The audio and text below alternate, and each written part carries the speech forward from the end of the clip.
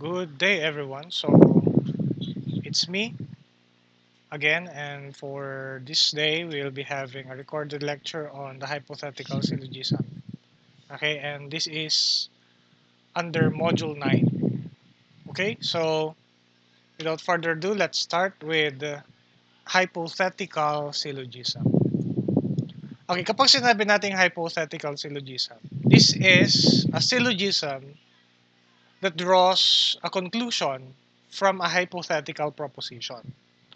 Okay, and a hypothetical syllogism depends the truth or the falsehood of one statement upon the truth or falsehood of another statement. So hindi tulad ito ng categorical syllogism that you need three terms, okay, in the major premise, minor premise, and in the conclusion. Here, you will be having one hypothetical proposition in the major premise, and then the minor premise and the conclusion would be either affirming or negating the one part of the major premise, which is the hypothetical proposition.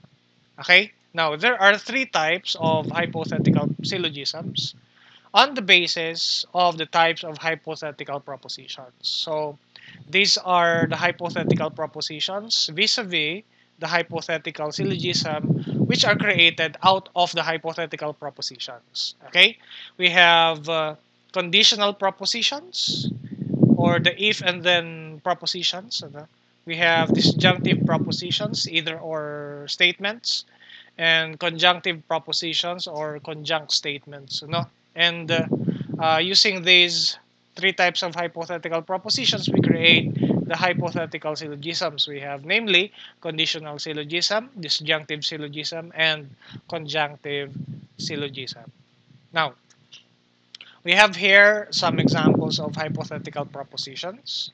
For conditional propositions, sabi natin kanina, they are if and then statements. So basically, the statement that we'll have would be like this. If one is eating ampalaya every day, then he places himself safe from diabetes. Okay, so if and then. Okay. Next, we have disjunctive propositions. The NBA player is either Clarkson or James. So, dito naman, either or. And then we have conjunctive proposition. One cannot serve God and Satan at the same time. So this one, ang nagsiseparate sa dalawang conjuncts natin would be the word and. Okay, cannot be and at the same time. Okay, under symbolic logic, kapag na-discuss nyo siguro ito sa Math in the Modern World, we have the truth table method. Sa truth table, kapag conditional, we have P, then Q. Okay? Kapag disjunctive, we have P, either, ayan, P or Q. Ayan. And then for conjunctive, we have P and Q. Okay, and then, pero dito hindi natin isi-check syempre yung truth values, okay, of syllogisms because na-discuss na siguro iyan ng inyong math teacher noon, sa Math in the Modern World. Okay, what we are up to here would be hypothetical syllogisms and checking if they are valid, okay, using the simplest method that we can use. All right? Okay, now, if we are going to use those hypothetical propositions into syllogisms, ganito na ang magiging itsura. Okay, for conditional propositions turning into hypothetical syllogisms, sa major premise natin, andito na yung ating, kanina, di ba balikan natin, ayan, ayan, no? Okay, ayan na yung ating proposition. If one is eating ampalaya every day, he places himself safe from diabetes. Okay, and then the minor premise, but one eats ampalaya every day. Therefore, one places himself safe from diabetes. Okay, ganun lang kasimple, ano? Either you affirm or negate one part of the major premise here in the minor premise, and likewise in the conclusion, either affirm or negate one part of the major premise, which is the hypothetical proposition. And in our example here, we have the conditional proposition. Okay, sa disjunctive naman, ganun din. Okay, major premise yung disjunctive natin na proposition. The NBA player is either Clarkson or James. Okay, LeBron James, ano? And then, but the NBA player is not James. Therefore, the NBA player is Clarkson. Simple as that. And then for conjunctive syllogism, we have the following. One cannot serve God and Satan at the same time, but one serves God. Therefore, one does not serve Satan. So as simple as that. Ganyan lang mag-create ng hypothetical syllogism. It's not like the categorical syllogism that you have to consider 8 rules. Ano? Dito, konting rules lang consider natin. Ano? Okay, in affirming or negating one part of the major premise here in the minor premise and in our conclusion. Okay, so let's get started with how to determine validity of a hypothetical syllogism. Okay, if we encounter hypothetical syllogisms, paano mo masasabi na ang isang syllogism ay valid at ang isang hypothetical syllogism ay invalid? Okay, let's start with conditional syllogism.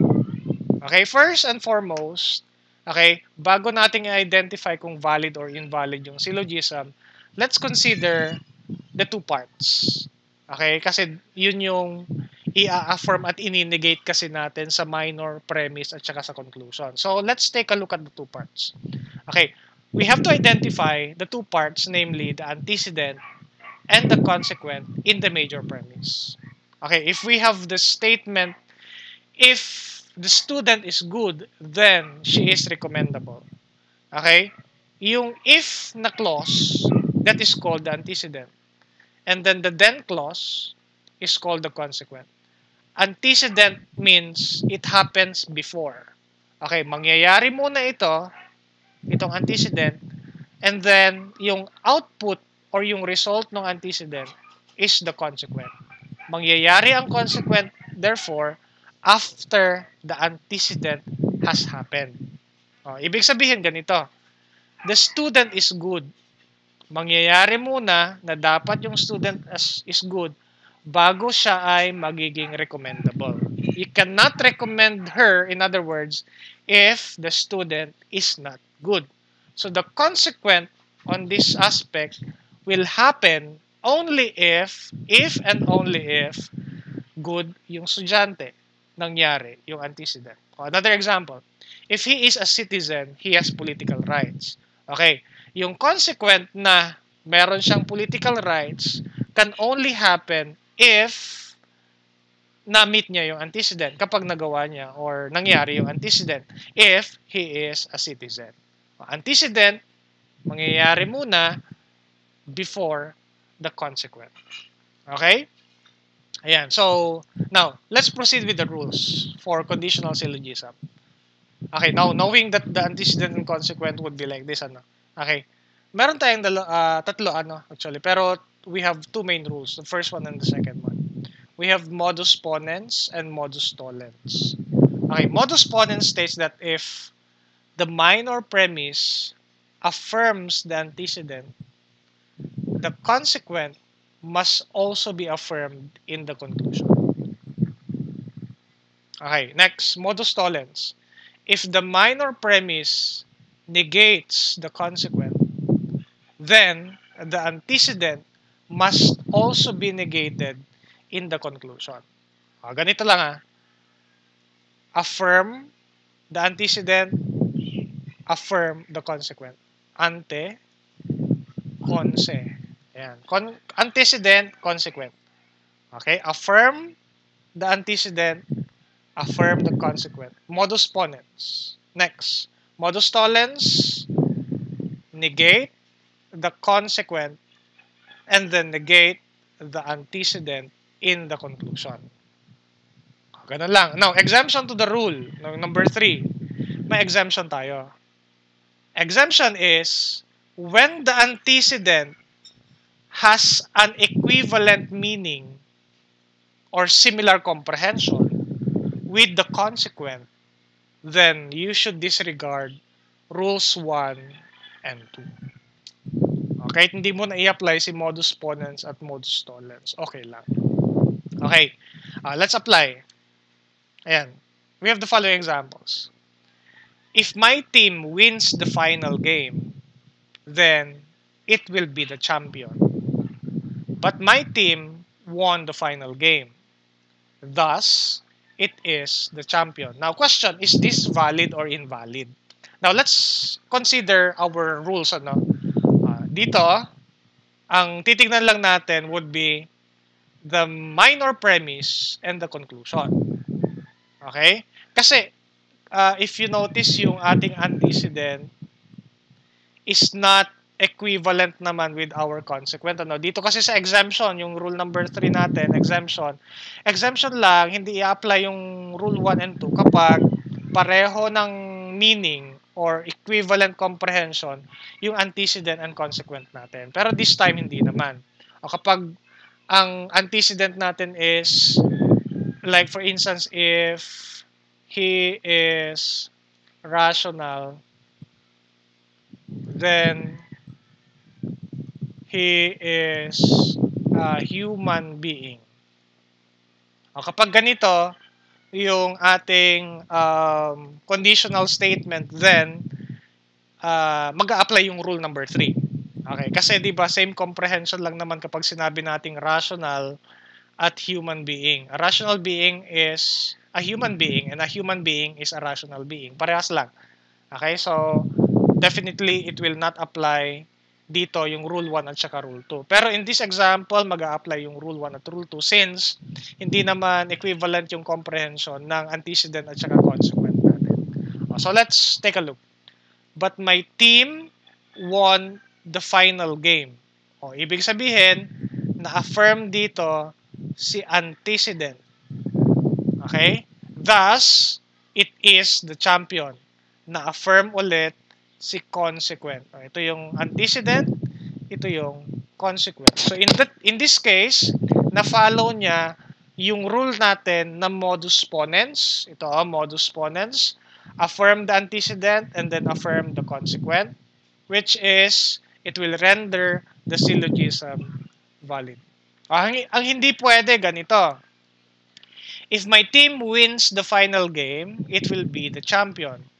But my team did not win the final game. Therefore, it is not a champion. Mali yun. Kasi dapat, ang gagawin natin sa antecedent in the minor premise will be to affirm it and not to negate it. Okay? Nakuha? So that's the first one. Next. If my team wins the final game, it will be the champion. But, my team is not the champion. Is not negated yung ating consequent dito. And then, it will not win the final game. Negated din yung antecedent natin. In this case, the syllogism is valid. Bakit? Kasi, ayun, modus tollens. Negate yung consequent, therefore, dapat i-negate din natin yung antecedent sa ating conclusion. Modus tollens. Alright? So, do you have any question? Alright. So, that is conditional syllogism. Next. Disjunctive syllogism. Okay, so disjunctive syllogism naman, ganito. You have to consider then the two parts, or meaning the two disjuncts in our hypothetical proposition. Okay. For example, the BSEND student is either wala palang ayan, is either honest or dishonest. Okay. Yung disjunct na tinatawag natin dito are the two choices in between the either or. Okay? Honest, dishonest. Ito yung alternatives natin. Okay? The two alternatives here, okay, are called disjuncts. Okay? In a disjunctive proposition. So yung una na choice or unang alternative is what we call the first disjunct, and the second alternative is called the second disjunct. Simple as that. Another example, the arrested criminal is either a serial killer or an arsonist. So yung first disjunct natin is serial killer, and the second disjunct natin is the arsonist. Okay, now, how are we going to determine the validity of a disjunctive syllogism? Well, meron kasi tayong dalawang types of disjunctive syllogism. And determining validity of a syllogism of a disjunctive syllogism, you have to consider what type of disjunctive syllogism it is. Okay, meron tayong proper disjunctive and improper disjunctive. Okay, kapag sinabi nating proper disjunctive, it has disjuncts, first and second disjunct, that are mutually exclusive. Okay, ibig sabihin, kapag, anong tawag dito, parang mutually exclusive, hindi sila pwedeng magsama. At saka walang middle ground in the two of them. Okay? Ayan, like for instance, in the example, the cheapest fruit is either avocado or mango. Hindi pwedeng dalawa sila na cheapest fruit kasi kino-consider natin yung cheapest. Okay, either avocado lang or mango lang. Okay, mutually exclusive silang dalawa. Okay, hindi sila pwedeng magsama, si avocado at mango. Okay, they cannot join together, ganun ang ibig sabihin nun. Alright, kapag improper disjunctive naman, the disjuncts are not mutually exclusive. Ibig sabihin, they can happen at the same time. Okay, pwedeng mangyari at the same time. Like when you say, her daughter is either playing or eating in the table. Okay, yung alternatives natin, playing at saka eating, can be held true at the same time in the same subject. Okay? Alright, now, ulitin lang natin, ano, kapag sinabing proper disjunctive, yung disjuncts natin are mutually exclusive. Okay? They cannot be held true at the same time in the same subject. Kapag improper disjunctive naman, yung alternatives natin are not mutually exclusive. They can be held true at the same time in the same subject. Okay? Like for example, yung daughter natin pwedeng maging playing and eating at the same time in the table. Okay? Dito sa proper disjunctive, yung cheapest fruit, cheapest kasi, ibig sabihin isa lang 'yon, ano? Cannot be held true at the same time. Okay? In the same subject. So either avocado lang or mango. Okay? Yung cheapest fruit. Alright? So let's consider the following rules, ano? Kapag proper disjunctive, ang tinitignan natin, ganito ang pagdetermine ng validity. Okay? The syllogism is valid if the following are applied. Number 1, if one disjunct is affirmed in the minor premise, then the other disjunct must be negated in the conclusion. Okay? If the disjunct is negated in the minor premise, ang gagawin natin doon sa isang disjunct is i-affirm. Okay, yung rule 1, okay, or condition number 1, affirm, negate. Affirm in the minor, negate the other alternative in the conclusion. Affirm, negate. Dito sa pangalawa, negate, affirm. Okay, negate one alternative or disjunct in the minor and then affirm the other in the conclusion. Let's take a look at this. The cheapest fruit is either avocado or mango. But the cheapest fruit is avocado. In-affirm natin dito. Therefore, the cheapest fruit is not mango. We have negated the other alternative here. So, ibig sabihin, the syllogism is valid. Okay, bakit? Kasi na-apply natin yung unang condition, which is we have affirmed one alternative in the minor and negated the other alternative in the conclusion. Okay, next. The cheapest fruit is either avocado or mango. But the cheapest fruit is not avocado. Ibig sabihin, negated. Okay, dito sa minor premise. Therefore, the cheapest fruit is mango. Okay, dito naman, na-affirm yung ating second premise. Yung ating second alternative. Okay, which is also valid. Okay? Kasi dito, affirm, negate, negate, affirm. Okay lang, baliktad. Ang hindi pwede is that, like for instance, the cheapest fruit is either avocado or mango, but the cheapest fruit is avocado. Therefore, the cheapest fruit is mango. Hindi pwedeng ganon. Okay? Kasi dalawang affirm na yon. Or dalawang negate, hindi rin pwede. Dapat isa i-affirm mo at yung isa i-negate mo or vice versa. That is for proper disjunctive. Now, on the other hand, kapag improper disjunctive naman, ganito ang rules natin. Either, in determining validity, dapat, one, if one disjunct is negated in the minor premise, okay, the other disjunct must be affirmed in the conclusion. Dito, ang sabi, negate muna and then affirm yung isa. Yung pangalawa, na rule natin, if one disjunct is affirmed in the minor premise, the conclusion is doubtful.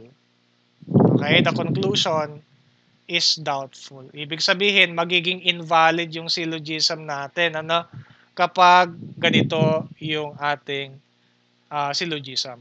Okay, kapag ganyan yung nabuong syllogism, na in-affirm mo muna, in-affirm mo muna yung isang disjunct sa ating minor premise. If it is improper disjunctive. Ibig sabihin, the alternatives are not mutually exclusive. Example, her daughter is either playing or eating in the table.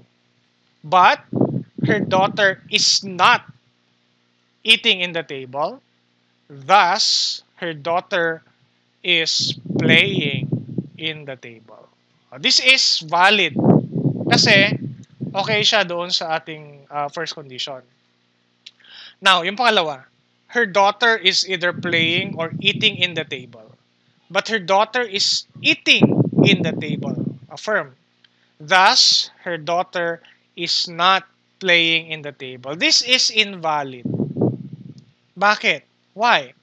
Because ganon yung nangyari sa pangalawa natin. In-affirm natin doon sa minor premise. At hindi dapat pwede yon. Okay? Kasi, if you affirm the other, one alternative, if you affirm one alternative in the minor premise, hindi mo pwedeng i-negate doon sa kabila. Okay? Kasi, there is a possibility na ginagawa din niya yung isang alternative. Her daughter is eating in the table. But it doesn't mean that he is not already playing in the table. Pwede naman magkasabang ginagawa yan nung kanyang anak. Pwede siyang kumakain at the same time playing. And there is also syempre a possibility of saying that kumakain lang siya at hindi siya nagplay in the table. But let's not take into in an error na hindi na pwedeng ginagawa niya yon ng both.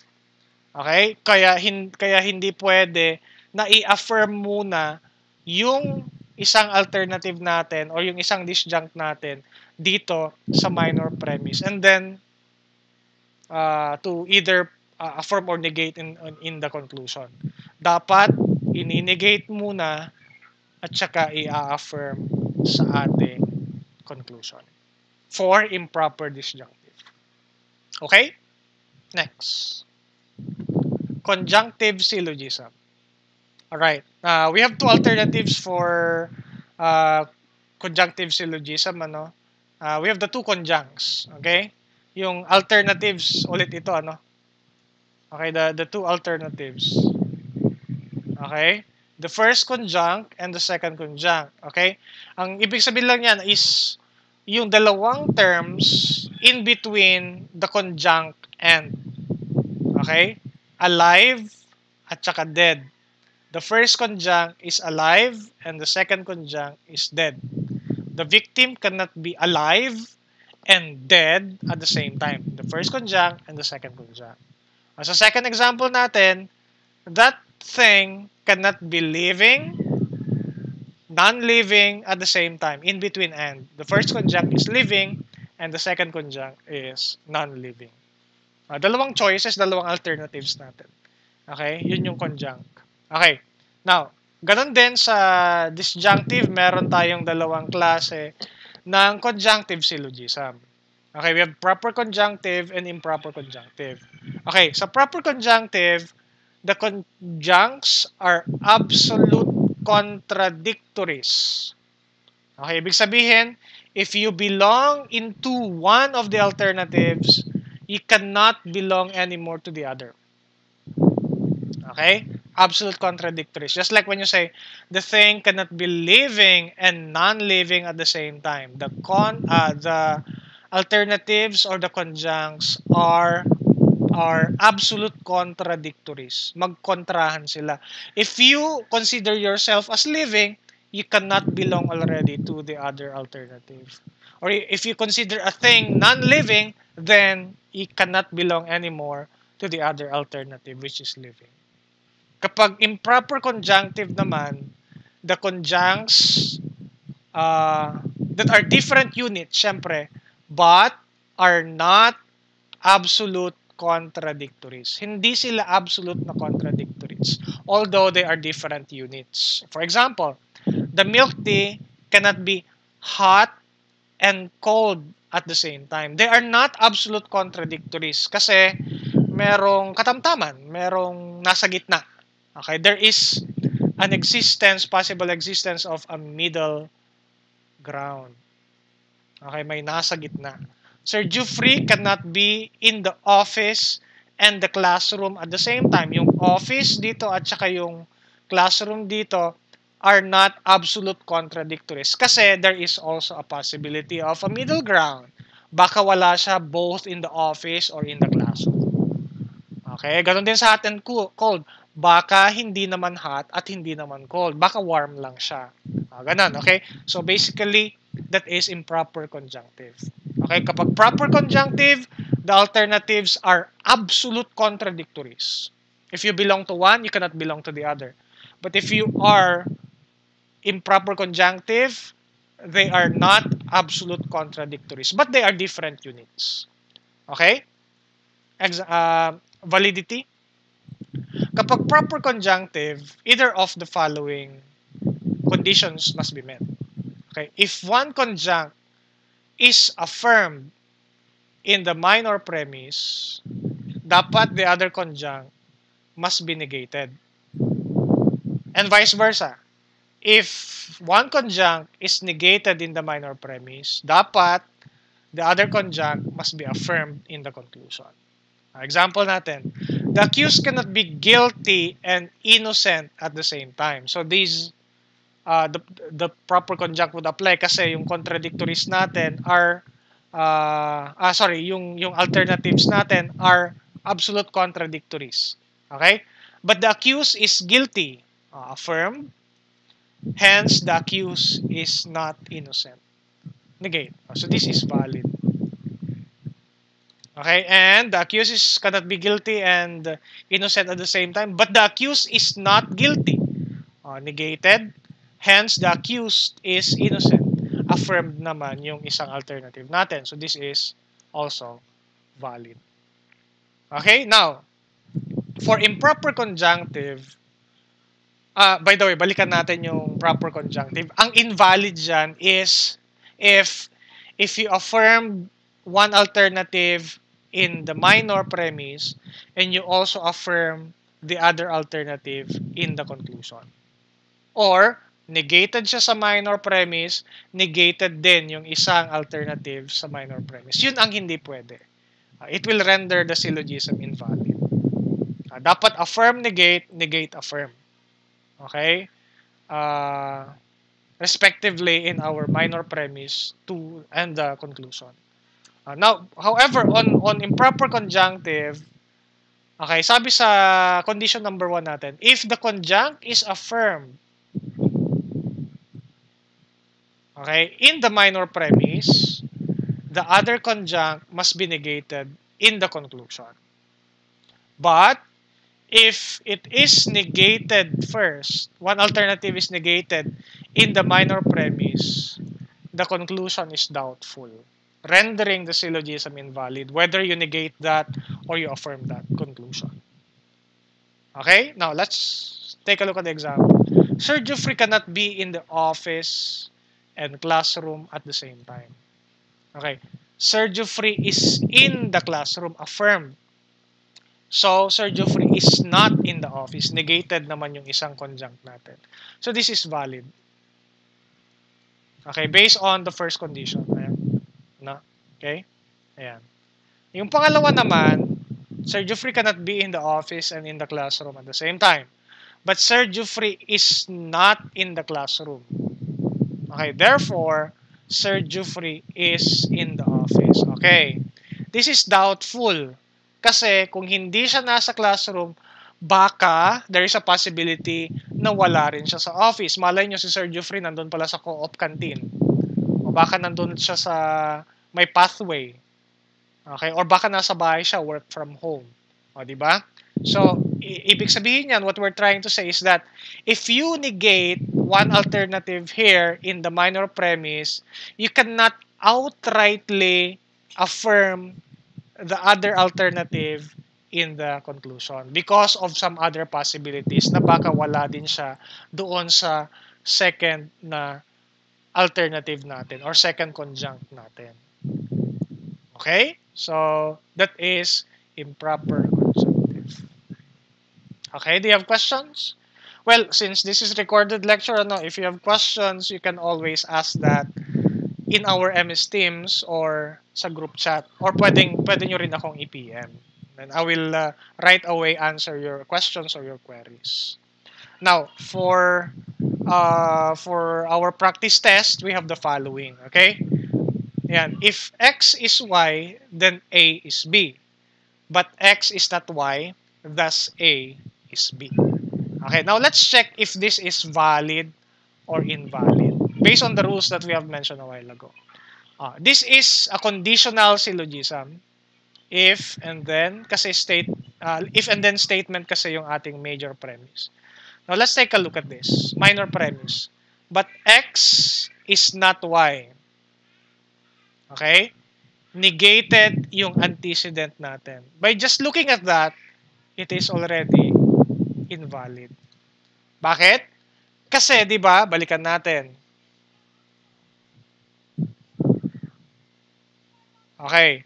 According to the rule, okay, modus ponens, dapat laging ina-affirm si antecedent sa minor premise. At i-affirm din yung consequent sa conclusion. If you are going to negate, you have to negate first the consequent in the minor premise. So dito sa example natin, na-negate yung ating antecedent. So basically, that is invalid. Okay? Next. The dog cannot be a Chihuahua and Shih Tzu at the same time. But the dog is not a Chihuahua. Thus, it is a Shih Tzu. Okay, question. Yung mga alternatives ba natin ay complete contradictories or they are not complete contradictories? The answer, of course, is not they are not complete contradictories. Kasi may ibang kinds pa or breeds pa ng aso. Okay, in that sense, ang mag-a-apply na rule natin would be hindi yung proper but improper conjunctive syllogism. Conjunctive kasi and yan, no? Okay? Cannot be and at the same time. Okay, so let's check. But the dog is not a chihuahua. Therefore, or thus, it is a Shih Tzu. Now, the question is it valid or invalid based on the rules? Okay. Pagbabalikan natin for improper conjunctive, okay, valid ang improper conjunctive kapag inaffirm muna sa minor premise at ninegate sa conclusion. But, if you negate one alternative first in the minor premise, magiging invalid na kaagad yung ating syllogism. Okay, kasi questionable na yung conclusion natin. Okay, this is invalid. Okay, the conclusion is questionable kasi baka hindi din naman siya Shih Tzu, baka Askal siya. Nakuha nyo? Ayun, so that is invalid. Alright? Do you have questions? Okay, next examples. Alright, Bella is either a teacher or a student. So, disjunctive yan. Okay? And let's take a look at our alternatives. Yung mga disjuncts natin. Question. Are they mutually exclusive or not? Hindi. Di ba? Hindi sila mutually exclusive. Kasi ang isang tao pwedeng both maging teacher and a student. Okay? So, let's check. But Bella is not a teacher.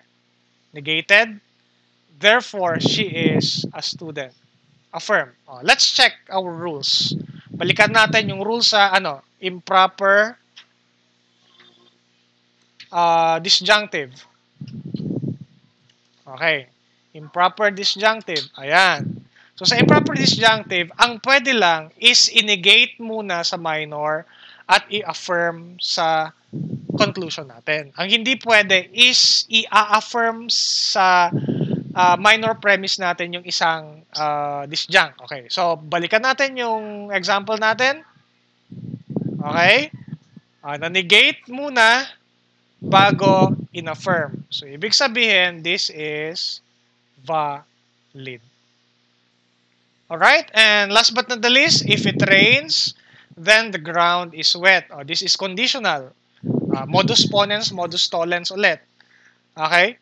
But the ground is wet, therefore, it rained. Obviously, if you analyze, if the ground is wet, automatic ba na umulan? Does it mean to say na umulan? Di ba hindi? Okay? Sometimes, the ground is wet, pero hindi naman siya umulan. Like, binasa mo lang yung ground. Okay? Or nagdilig ka, ganon. Okay? So, this is invalid. Bakit? Kasi hindi na-follow yung modus ponens ulit. Ang una nating in-affirm dito is yung consequent. Wherein dapat sa modus ponens is i-affirm muna dapat natin dito sa minor premise yung ating antecedent. And then, affirm the consequent in the conclusion. So, it is invalid. Alright, so that's all for today, guys. Yan yung ating discussion on hypothetical syllogism. Alright, once again, if you have questions, since this is a recorded lecture, i-PM nyo lang ako or i-question nyo yan sa ating MS Teams. Okay, next meeting, Wednesday, meron kayong activity, and on Friday, you will have a quiz about hypothetical syllogisms. Alright, so that's all, guys. Thank you very much for listening. Bye-bye.